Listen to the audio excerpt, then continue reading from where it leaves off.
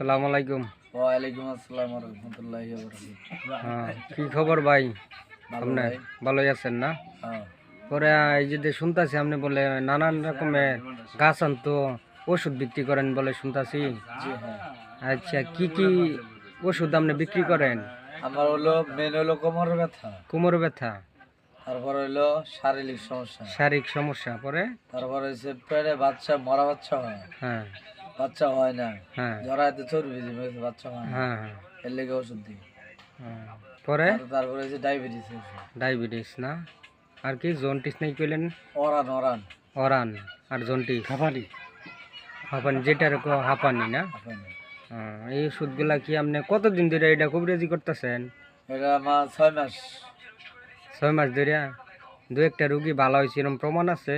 আল্লাহর রহমত আছে, কোমর ব্যথাটা খালি নিশ্চিত প্রমাণ। আহ, আচ্ছা তো বাচ্চা হলে একজন দিয়েছি 1 মাস ধরে খাইতেছে, হ্যাঁ রেজাল্ট দিয়ে জানাবো 3 মাস পরে। 100 করে ধরা পড়লে হ্যাঁ টিয়া দিব 10,000। টেহাও নেই না বার?